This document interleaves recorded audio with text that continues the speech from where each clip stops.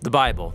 It's one of the most influential books in human history. It explores the big questions of why we exist. It's inspired many people to do amazing things. And confused many others. And you've probably got one sitting around somewhere. So, what is the Bible actually? Well, the Bible is a small library of books that all emerged out of the history of the people of ancient Israel. And in one sense, they were just like any other ancient civilization. But among them were a long line of individuals called prophets. And they viewed Israel's story as anything but ordinary. They saw it as a central part of what God was doing for all humanity. And these prophets were literary geniuses. Really? Yeah, they expertly crafted the Hebrew language to write epic narratives, very sophisticated poetry. They were masters of metaphor and storytelling, and they leveraged all of this to explore life's most complicated questions about death and life and the human struggle. So, there's a lot of different authors writing this book. Yeah, and these texts were produced over a 1,000-year period, starting with Israel's origins in Egypt, then leading up to their kingdom with their first temple. But eventually, they were conquered by the Babylonians, who took them away into exile. Then, at a crucial moment in their history, many Israelites returned to their land. They built a second temple, they reformed their identity, and this is when the Jewish scriptures began to be formed into the shape that we have them today. Okay, the Jewish Bible. What's in it? Well, in Hebrew, it's called by an acronym, Tanakh. The T stands for Torah, sometimes called the Law. That's Israel's 5-book foundation story. The N stands for Nevi'im, the Hebrew word for prophets. And this section consists of the historical books that tell Israel's story from the prophet's point of view. Then you get the poetic books of the prophets themselves. The K stands for Ketuvim, the Hebrew word for writings. This is a diverse collection of poetic books, wisdom books, and more narrative. And the Jewish people believe that through all of these literary works, God speaks to his people. Now, there were other Jewish writings being produced during this Second Temple period as well. Yeah, a really diverse group of texts. And these too were highly valued in Jewish communities. And there was debate from ancient times about whether or not some of these should be considered part of their scriptures. So, this is a lot of different writings over a long period of time. Why did they put them all together like this? Well, altogether, these texts tell an epic story about how God is working through these people to bring order and beauty out of the chaos of our world. And it all builds up to a hope for a new leader who would come and renew all creation. And then the Tanakh concludes, and this leader never comes. So it's an expertly crafted work, but it's missing an ending? That's exactly right. Now, a few centuries later, a Jewish prophet comes onto the scene named Jesus of Nazareth. He claimed he was carrying the Tanakh story forward. Yeah, so Jesus did a bunch of cool stuff, was killed, but his followers claimed he was alive from the dead. Yeah, they said that Jesus was that long-awaited leader who would restore the world. And so his earliest followers, called apostles, they composed new literary works about the story of Jesus. They called these Good News, or the Gospel.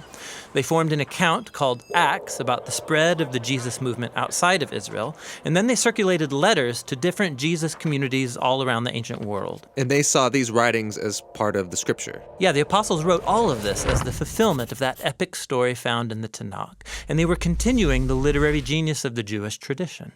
They also believed that God was speaking to his people through these texts alongside the scriptures of Israel. So that's the Old and New Testament. But what did the early Christians think of the other Second Temple literature? Well, different groups had different views about some of these books, but we know they read them and valued these texts because they passed them along with the Jewish scriptures. Okay, so we've got the Tanakh, the Jewish scriptures. We got these other Second Temple period works. Then the writing of the apostles about Jesus. And that's a lot of literature, so what's in my Bible? So the Christian movement has taken different forms over 2,000 years, and from the beginning, all Christians recognized the Tanakh and the New Testament as scripture.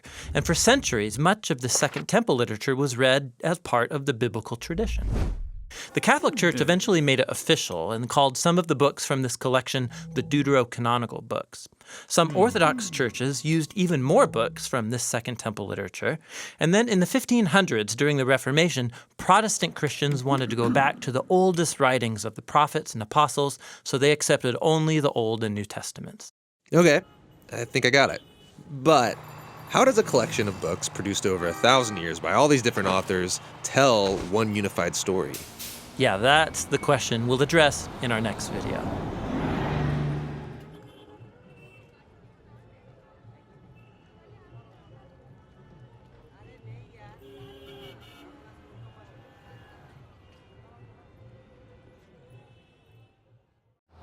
The Bible's an important book, but it's really long. Yeah, it's a collection of many books written over a long period of time, but altogether they tell one unified story. So, what's the story of the Bible? Well, it begins by introducing us to a beautiful mind, the author of all reality, a being called God. And he has the power to take the dark chaos of the uncreated world and bring about order and beauty and a garden full of life. And to crown this accomplishment, God appoints these creatures called humanity, Or in Hebrew, Adam. and they're made as God's image. Which means that they're commissioned to rule this beautiful world on God's behalf by harnessing all of its potential and creating even more beauty and order. This is a story about humans using their power to do meaningful, life-giving work. But the question is, how? Yeah, humanity now faces a choice that's represented by a fruit tree. So humans could partner with God and find freedom by trusting in his knowledge of good and evil. Or They could seize power and define good and evil on their own, which, God warns, will kill them. and they hear the voice of a dark, mysterious creature that tells them the choice is simple. Take the fruit. It'll give you power and freedom to rule the world on your own terms. And so they seize this knowledge, and as a result, they become suspicious and self-protective. It leads to fractured relationships, violent power grabs, and ultimately, a whole civilization, Babylon, that has redefined evil as good. And so, God scatters this corrupted human project. And here the story of the Bible takes an important turn.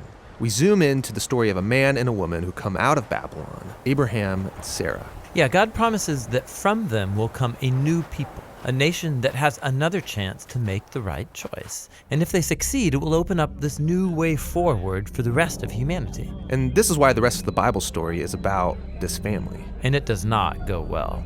Despite God's personal guidance, Abraham's family gives in to that same temptation to redefine good and evil on their own terms, apart from God. Even when their best people were in charge, rulers who loved God's guidance and had divine wisdom, even they gave in. And so Israel was warned by their own prophets that these choices would lead them back to Babylon, this time as conquered captives living in exile, and that's exactly what happened.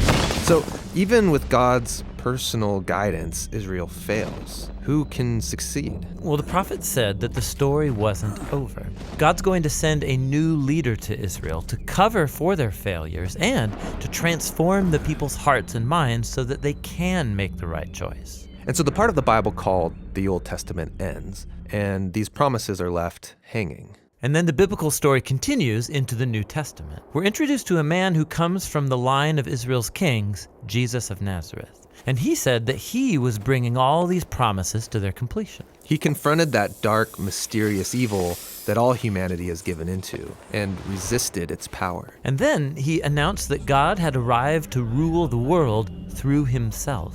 Jesus taught about God's definition of good and evil, and he said that real power is serving others. According to Jesus, it's people who love the poor and even love their enemies. These are the kinds of people who actually rule the world. And that's confusing, but also really beautiful. And so is the claim that the story goes on to make about Jesus, that he is God become human, to be for Israel and for all humanity what we could never be for ourselves.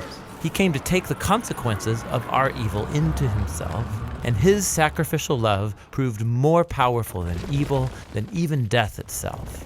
So now humanity's presented with a new choice. Represented by a new tree. Stick with the old way of being human, or venture into this new way. And in the story, those who choose the way of Jesus find themselves energized by God's own power. People who know that they are loved and forgiven by God can become people who love and forgive others in return. The Jesus movement quickly spread throughout the world, forming these new communities of people who follow the way of Jesus. But they faced problems. There was persecution from the outside by people in power, and inside there was confusion, even compromise. Yeah, because following Jesus is really hard. And so the movement's leaders, called apostles, they wrote letters to comfort and to challenge these communities to stay faithful to the difficult way of Jesus. And they're called to hope for the day when Jesus will come and change everything. And so the Bible ends by pointing to the future day, when all wrongs are made right, when evil is eradicated, heaven and earth are united, and humanity can rule the world together in the love and power of God. Okay, so that's the story of the Bible. and it brings all of these books together. But what's interesting is that each book contains a different kind of literature that contributes to this story in a unique way. And that's what the next video will begin to explore.